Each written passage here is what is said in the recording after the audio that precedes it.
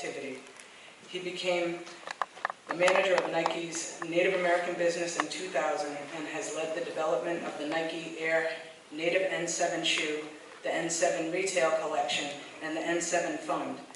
These are aimed at helping to create access to sports for Native American and Aboriginal youth in the United States and Canada. Sam has been recognized through several prestigious award nominations for his passion and work. Most recently, he has been honored with the 2010 President's Leadership Award from the National Indian Gaming Association for Nike's commitment to health promotions and disease prevention with Native tribes across the U.S. Please join me in welcoming Sam McCracken.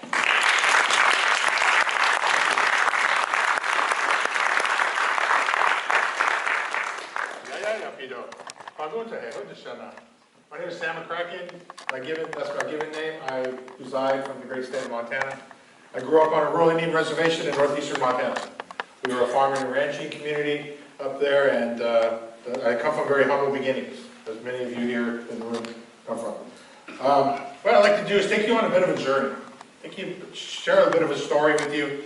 But when I do this, when I speak to communities, mostly youth, I talk to a lot of youth, I always preference it to say, if I can inspire one person to follow their passion, follow their dream, and make a commitment to something that they didn't think they could do, then it was worth me getting on a plane in Portland, Oregon, and flying here to be part of this event today. So that's my goal today. I hope that somebody leaves inspired, and I'd love to share that. My background to before Nike was I worked in distribution, but I worked in distribution so I could coach basketball. Because when you work in distribution, you get off at 1:30, you can be at practice by 3:30, and then you could make it to your games, and work didn't interfere with what you love, and that's with working with kids. So then creating this program, the vision I had for what we call today Nike N7, comes straight from that passion of helping kids. And with this opportunity, I get to help Native kids. So I'm excited to take you on a bit of a journey and share my story with you. I did start in our Wilsonville distribution center, loading containers in the warehouse. And how the story goes is I got asked to revitalize our Native American employee network. And bless my mother's heart, I lost my mother in 2000 to type 2 diabetes. And that's part of this journey, part of this story. And I shared with my mom, I was like, Mom, they asked me to be the chairman of the Native American Employee Network at Nike. She's like, wow, son, I'm so proud of you. So she shared with my auntie back home. Somehow an article popped up in the local paper, the Wotani paper, and our local paper in Poplar, Montana, that tribal member becomes chairman of Nike's Native American Employee Network, and talked a little bit about the Nike as a company. No mention that I worked 50 hours a week unloading containers in the warehouse. So I got this random phone call from the Health Promotion Disease Prevention Coordinator from the Fort Peck Tribes. Her name is Verbena Savior. I always reference Verbena when I do my keynote speaking, because without Verbena picking up the phone and saying, I just received a grant for the Special Diabetes Program for American Indian and Alaskan Natives. And in the language in that grant, talks about incentives. And right now I'm having to drive to Wilson, North Dakota to the Walmart to get my incentives. Wouldn't it be cool if Nike could sell me some product that I could use as incentive so I could help get more people to engage? Because I think if I was able to incentivize our community with Nike product, I'd get more people to show up. Just think about that job, health promotion coordinator in your tribe, right? That's somebody's job. Their job is to get people to engage in programs. So I looked at it as a toolkit. What toolkit can I provide for Bina to be able to do her job? Did a little bit of research and figured out that, yes, I could, there were many tribes that received that grant, and then why wouldn't they want that same access that the Fort Peck tribes wanted? So I want to preference that with this kind of business beyond gaming mentality, right? Because gaming was never part of any conversation I had with any tribe. It was about providing healthy lifestyles for our communities and leveraging the power of the largest sports and fitness company in the world to do that. Giving a tribal health promotion coordinator that tool for her tool chest. That was the premise. It's still that today, but it's way, way much more than I could ever imagine. I get that asked a lot.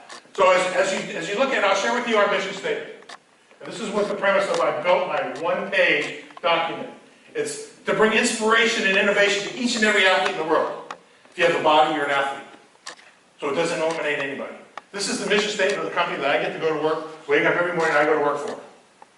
And I said, well, Native people need to be part of this mission statement. So I built it into the strategy. And I did it on basically a one-page document. That's my original one-page document that I presented. And I got some great guidance from a mentor at Nike to say, when you're talking to leaders, put it on one page. Because if it's on multiple pages, they start reading ahead. And they're not really listening to you. So if you want people to hear you, or to listen to you, not hear you, then you need to make sure you're making eye contact and you keep it on one page. So you can only read so much on one page. But what I did is what came through was passion. Passion for a vision to provide inspiration and innovation to a population of people that I truly, truly cared about because I'm from there. That's where I grew up. So that's my one-page document. Some of it's still relevant today, some of it's not. But what it's really premised on is that back in 1999, before we had maxims, which we live by today, we had brand principles. The brand principle number one was to inspire people to connect with sport and fitness to help them reach their full potential. A brand principle of a company that I get to work for, I said, that's perfect what I need to do for that toolkit. That tool chest that I want to create for people that have a very, very difficult job in our tribal communities. And I want to work directly with those people. And in the beginning, again, it was about servicing the community. Really about servicing my population of communities. Nobody had to sign up. I mean, I heard a lot of people talk about how do you approach it. I just proposed the opportunity. How would you guys like to get access to Nike product to use as incentives to promote physical activity? And it was up to them to say, yeah, I'm in. Or, no, I'm not really interested right now. It was up to them. So it was a slow go. I can tell you today we work with over 300 tribal communities across the United States. And then another probably 75 or 100 in Canada that use Nike product as incentives to promote physical activity today. But as you see there's two monumental moments for me career-wise.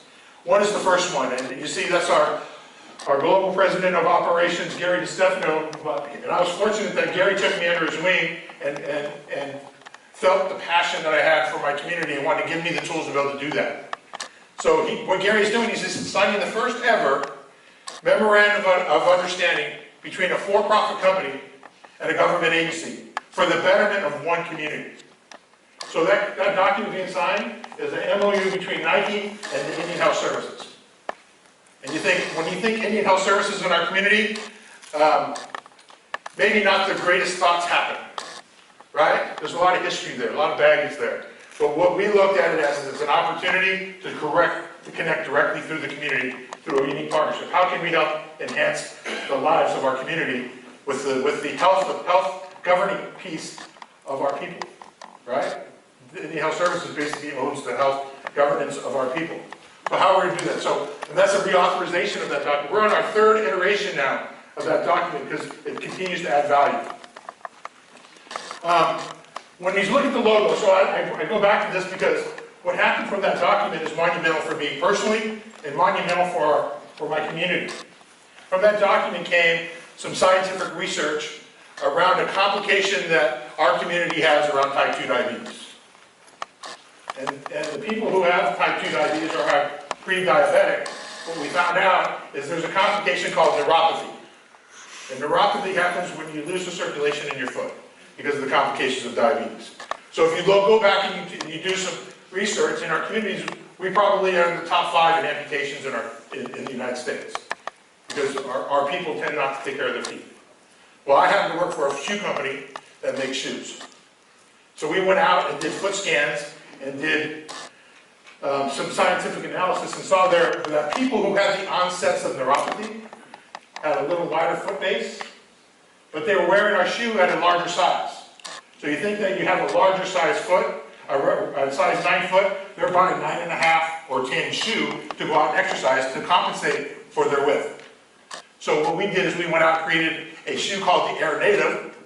The Air Native is built on a specific last for that foot, with no seams in the shoe for any ulcerations, and the comfort and ride that they need to encourage them to go out and be active. So we launched that shoe in 2007.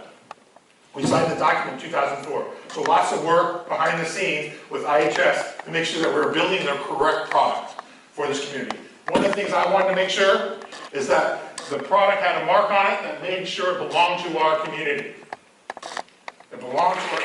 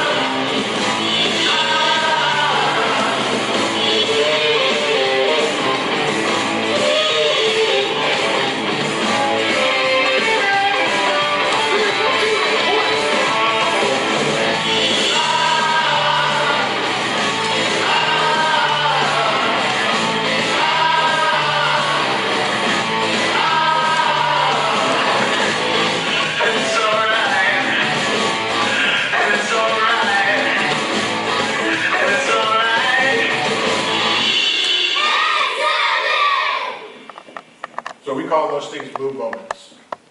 Every time we do a move moment is when we launch a collection of product in the marketplace. And we continue to do those move moments throughout the year. Every time we launch a collection, we do a move moment across the country. We do 7, 8 communities at a time, where Nike will send them a box, a kit, a field day and a kit in a box. We'll send it to a community that we have a relationship with, and that community will then go out and move anywhere from 100 to 200 kids on one day, get them out moving, get them out being physically active. So how do we inspire? We inspire them through our product. Nike's about product. We inspire through our athletes, through our ambassadors, and we inspire them through storytelling. So as you start to see our product, there's a story to all of our product.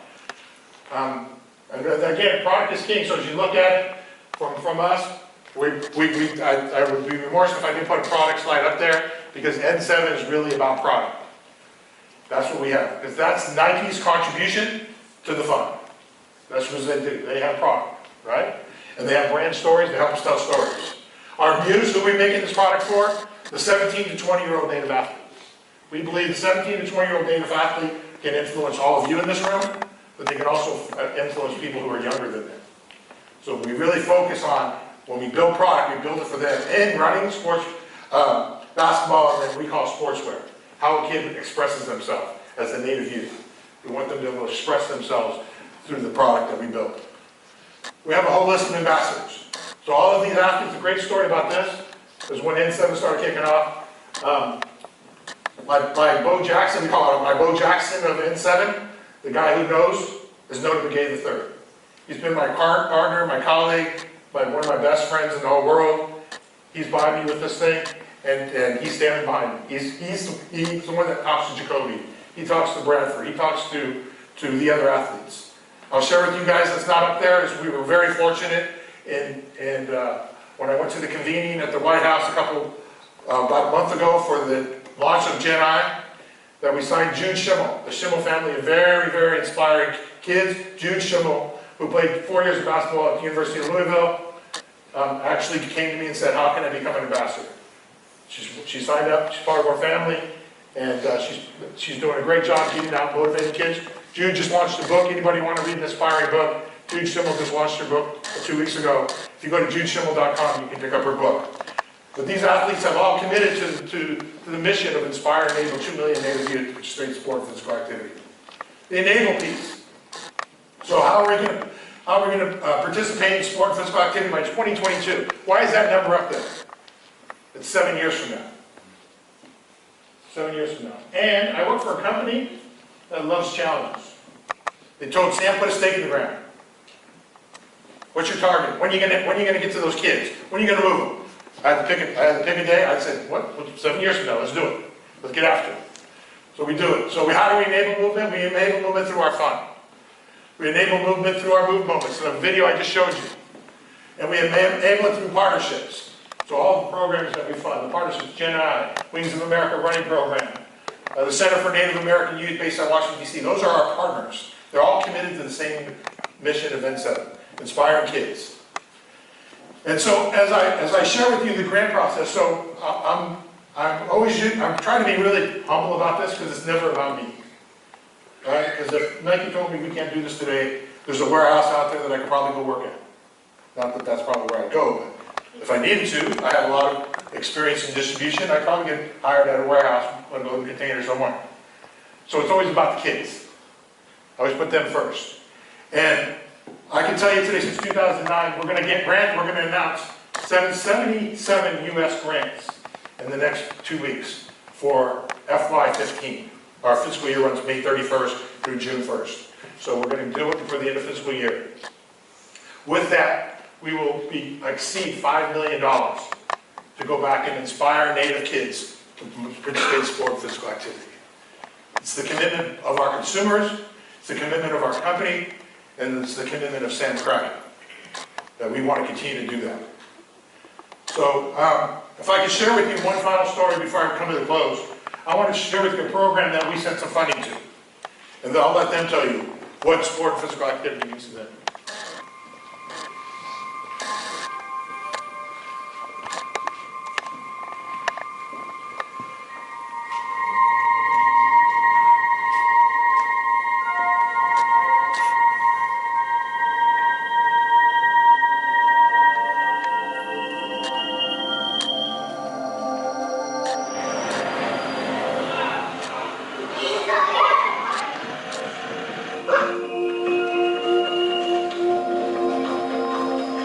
Being on the reservation is like a whole other world in its own. You know, you're kind of cut off.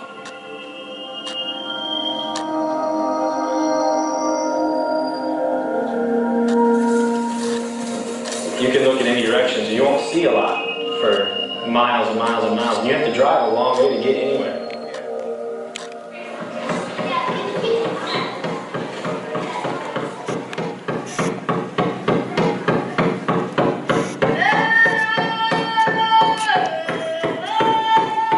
To me, learning is not sedentary. The kids should be moving regardless, and they should be moving from the time they get here till the time they leave. It helps me focus more and it helps me think.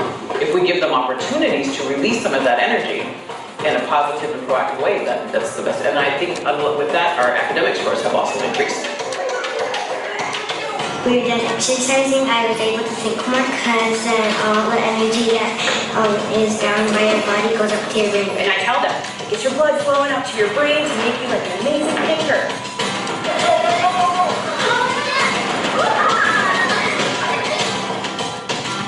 I work with 8, 9, 10-year-olds. When they're sitting down all day, they lose focus. Students need a break, and when they get up and they do something active, it just like really helps their minds get going so they're ready for the rest of the day. When you actually give it a chance, you'll see that it's like 10 times better. And the kids perform better after they've been active because they're like, okay, this is active time and now it's ready to learn. There's a lot of kids that don't get activities, so the only time they probably move is, at school. We're used to moving around, we're used to not just sitting. We're up and moving around and staying engaged through what we're doing. I have noticed, like, since we've been doing something active, they're proud of themselves. And academically, at the end of the year, I couldn't have asked for better data, and I do believe that those activity breaks and those grade breaks has something to do with it.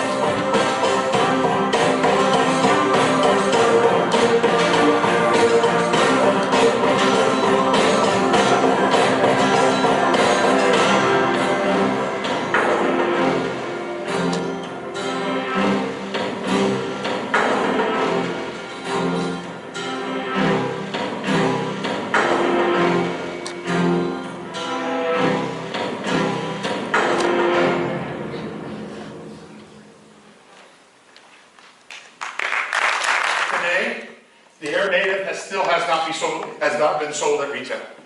It can only be accessed through health promotion, disease prevention programs. So those people have a very difficult job, have a tool called the Air Native that they can use to incentivize people to show up to their programs and give them the proper foot and proper ride that they need to get them out, and get them on the treadmills, and get them out moving, and get them walking. That product still exists today. It's out there. We're making iteration number 3 that's going to come out in the summer of 2016, and the third iteration of the same shoe. But what happened is, for that mark, so as I take you through that mark, the N stands for Native, and the 7 stands for 7 generations. And I'll tell you a little bit of when I left my community at age 19, my grandfather sent me down. He's actually my uncle, but my mother was 25 years younger than her brother, so he's kind of the gentleman who raised me. I was raised by a single mom. But as you look back 3 generations for guidance, direction, focus, the little husky kid sitting on my grandparents' lap, I was husky then, I'm still husky now, right? But I go look back 3 generations of my family. You think about how far removed from my great-grandfather, Thomas Duck, who was part of the original colonization of the Fort Peck Indian Reservation, right there, and then 3 generations later, there's my mother, and then there's me. So that's really looking back 3 generations. So what he told me is, you look back 3 generations for guidance, direction, and focus. You learn from those generations that came before you. You take that wisdom and you apply it to yourself. Because you're in the middle, and you look forward to generations to hopefully make a difference. I create an impact, I create change, create positivity for the next generations that come after you. And as a 19-year-old kid, I think that's pretty heavy. That's some heavy words coming to a kid that's just trying to get the heck off the reds, right? But when it made sense is when I started to create this. I was looking at what's the stories that my family told me, because we're storytellers. And that's a story that my grandfather told me that I needed to connect to. So that's why the N for the room stands for Native, the 7 stands for 7 generations, and that's how it was interpreted to me. The beauty of that is 7 generations encompasses a lot of interpretations, but most importantly, it's a belief that we have as all Native people. We all believe in 7 generations. So as we look back, that's kind of what I just wanted to kind of touch on. That's what the logo means. And once we started kicking in that Air Native, I went to the company and said, what if we gave the profits back to make sure that it didn't look like we wanted to make sure that we were making sure that we were moving forward with inspiring movement in the community. And the company said, great, go find a nonprofit, and we'll donate all the proceeds from the Air Native, we'll donate all the proceeds back to a foundation that can then inspire kids to move. So as any good entrepreneur would do, I did my work. I couldn't find one that would work, so I created my own. I created a thing called the Donor Advised Board. And we donated the money, and I went and tapped a lot of my good friends on the shoulder. So if you go to our website, n7fund.com, and you look, my board of directors is made up of Native community, with 3 Nike employees. Two of those Nike employees are Native American. So we have a donor advised board. What I call my donor advised board are subject matter experts. They know how that money should be invested. So we started to invest the money, and I went to our CEO and I said, there's this thing going on at Nike. So going back to my coaching days, you know, if somebody's running a play, you keep beat by it, you finally steal it, make it your own, so you can beat him by his own play. So I saw this thing called Livestrong that was happening at Nike. And it was really cool because there's so many people who were rallying around cancer in the color yellow. And I said, man, what if we created a connection, because there's so many great stories in our community, around our Native community, what if we created great stories and put it on Nike product? and we sold that product at retail, and then the proceeds from that collection can go back to the fund, we can have more kids. And lo and behold, Mark Parker, our CEO, bless his heart, said, I believe in what you're talking about, let's go do it. Fortunate, again, fortunate that I got the opportunity, and that's when it jumped from access to sport to, from access to the brand to access to sport. Because now we're really starting to move this brand inside forward. So we're talking about 2009 now. And then I tend to use this as a premise. Indigenous sports rooted in the heritage that continues to inspire participation today. And I would like to just touch on, you see all some of our great athletes from the past, and you see some of our great athletes that are out there right now, but in the corner there's a young lady, her name is Janae Jumping Eagle. I'd love to share the story with you. So I was fortunate enough to sit with some of my good friends and colleagues here in December in Washington, D.C. when the president invited tribal leaders to come to Washington, and he also invited 40 kids. First time ever, President Obama invited 40 kids to come to Washington to be part of the Tribal Leaders Summit. And said, Sam, because you're so rooted in youth, I want you to sit with the youth. Best thing that's ever happened to me. Because I sat next to a young lady by the name of Janae Jumping Eagle. Janae's from Kyle, South Dakota. And on that ball right there it says, I wish all the sad kids in my community could feel like I do when I pick up this ball. So I just was inspired. They played a video for her called Generation I is Launched, right? The president's initiative called Generation I. And I don't know if you saw, but we made a pretty substantial financial commitment to Generation I because we're committed to our next generation. And so as I sit next to Janae and I gave her my card, I said, girl, you keep doing what you're doing. Just know that if you need something, N7's here for you. That's December. February, I get a phone call. It's Ryan Jumping Eagle. Ryan is Janae's dad. So when Ryan calls me, he said in his typical South Dakota res accent, Sam, it's Ryan. I know you don't know me, but we're going to need your help. I don't know who else to call. So immediately I put on my Montana res accent and I talked back to him. And we talked, and I said, what do you need my help for, Ryan? He said, we've already had 5 suicides since Janae was there. The sad kids are killing themselves. And I said, oh, man. So then we're talking about February. So by the time we were able to rally together and help put something together, Janae wanted to do a basketball tournament. And she wanted to have some suicide prevention people there, and she wanted to do this, but she wanted N7 product to be the inspiration to inspire the sad kids to participate. And so I agreed. No questions asked. We figured it out. We went. I sent one of my teammates to South Dakota.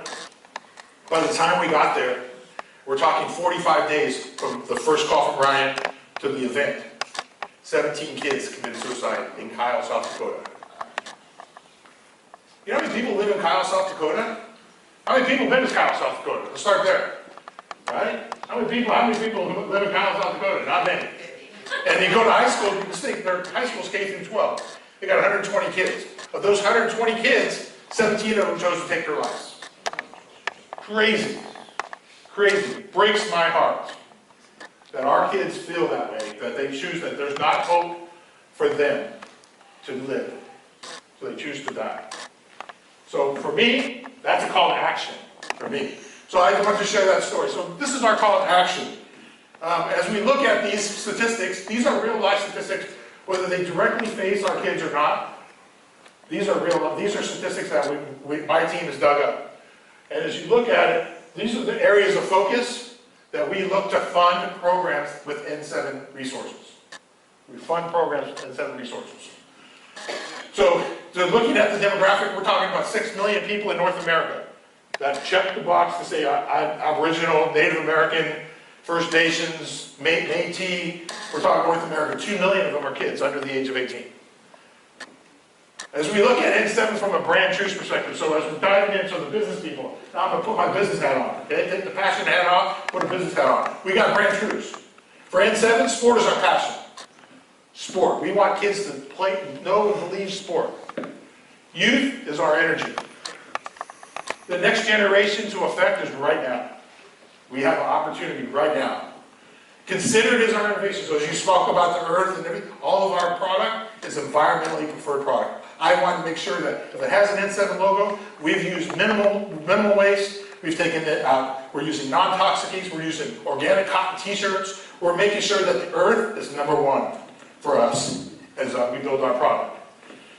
We are storytellers. I'm here to tell stories. I'm here to tell you my story. We're storytellers. We serve the 17 to 20-year-old athlete. We lead with product. Nike is about product. And I've had a fortunate opportunity that we can build some pretty cool product. And then we deliver the power of sport, we deliver the power of movement through sport. Here's the mission of my brand. Here's the mission of N7. So hopefully if you leave with nothing else, you learned this today. The mission of N7 is to inspire movement for 2 million kids. That's what we want to do every single day. The vision is to enable participation in sports and physical activity by 2022. Our Just Do It tagline at N7 for our kids is move your generation. Move your generation. It can go to you, it can go to a kid, it's about moving your generation. That's what we want to do. And then we always stay grounded in who we are. And it reads in every deliberation, we must consider the impact of our decisions on the seventh generation. So we should allow them to do that. And we believe in what we're doing. And so I'll say in closing, N7 is not in the diversity supplier program. N7 does not sit in the diversity and inclusion part of Nike. It's a single set-aside business that is a self-sustaining business model that allows us to give back to our community. I feel very fortunate to stand in front of all of you to say, this mark I have hanging around my neck here is actually a trademark logo for Nike. When I first started and I wrote that original plan, there was never an intention in my life that I would be standing in front of you guys and talking about this. I never believed that it could happen, but I was always passionate. I shouldn't say I never believed that it happened. I never knew it was going to happen, but I was always passionate enough to make sure that I needed to do it because I was representing those 2 million kids every day I came to work. So if I fail, I don't fail on me, I fail on them. And that's where I kept my passion in. It's never about me. And my team does the same thing. It's never about us. We are there to be the advocacy voice for Native youth at the largest sports and fitness company in the world. And without consumers buying into that, and so I kind of leave today with 2 things. One, introduce you to Kelly Wade. Kelly's right there. We're opening a brand new Nike store here in the Foxwoods Resort in a couple of weeks. In there, we hope to have N7 products. So all of you people out here on the East Coast, if any of you choose to invest in Native youth, you know where to go get it. Go see Kelly. Right? Because, and I always say this, I always tell this when I talk to Native communities, because sometimes our communities are very possessive. Man, that's Native product. How come I can't get it? It's always sold out. Can't get it. You can get it anywhere. You know, I always see non-Native people wearing N7. The sneakerheads are buying all the KDs. Right? I said, think about this. Every consumer has a choice. It's their dollar. They chose to invest that dollar in Native youth. So as a Native person, when you see non-Native people wearing N7, tell them thank you. Because they could have bought something else. They could have bought whatever they wanted to buy, but they chose to buy N7. And when they made that choice, thank you for helping our kids. So I leave you with that, and I leave you if there's any communities. We have this mantra that we don't want you to invest in us, we want you to invest with us. So if people want to invest with us in programs that I believe are truly making a difference for the next generation of Native youth, I got a card for you right here in my pocket. Because we're looking for partners. And we're looking for people to bless. So we have tribal partners out there that partner with us all the time because they believe in the mission of what we're trying to do. And with that, I appoint you all N7 messengers. You know the story. Spread the story. Tell the story on behalf of 2 million Native youth. Thank you guys. Appreciate it.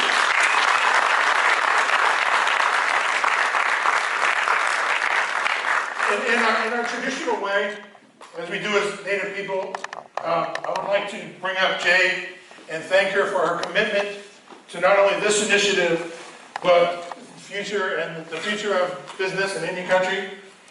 So I brought this for her, I told her they were sold out.